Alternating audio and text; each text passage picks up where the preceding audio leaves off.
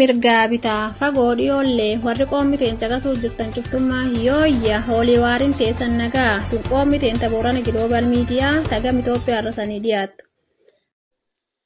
Akkeen Itoophiyaa guyyaan harkurraan dhar 16 gan 2018 annami oduu biyya gurrisan buusu jirleello molu jaataniiti olii waarii mirgaaf bitaa ta duuniyaa balloosanii dhiyeessina itti dhiyaadda aqxummur oduu teennatti nu waliin turasaniin jenna.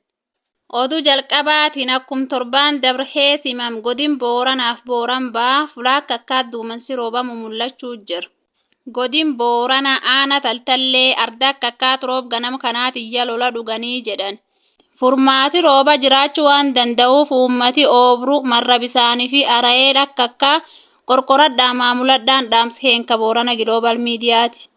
Oduu ittaan tun boordiin filannoo biyyoolessa Itoophiyaa waayyoo hura dhaatan dhowwata beeksise. Akka aadaa hura Itoophiyaatti warri hura dhaatu fulaakman barumsaa, mana amantaa, moona waraana, buufata poolisiif kan fakkaatan keessatti hura dhaachuun dhowwaa jedhan. Ammallee fulaak biiroo gabayaa mayyaalaaf fula uummati itti hortaa irraa meetir 200 fagaachuu malanii jedhan. Hadhibiin immoo hojjetaan mootummaa kamiiyyuu yeroo filannoo irratti hirmaatu qabeenyi waajjir mootummaa hees hojjetu kamiiyyuu fayyadamuun hin danda'amu jedhama.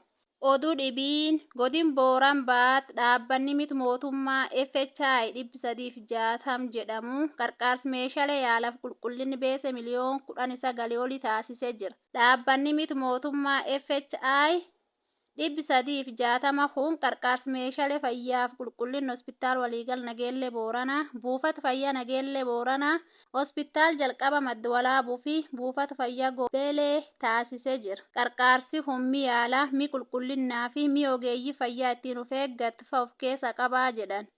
Qarqaarsi kun dhaabbilee fayyaa keessatti hanqinni meeshaalee yaalaa hir'isuun qulqullinnaaf ga'umsa tajaajila fayyaa fooyyessuuf kan kaayeffatee jedhan.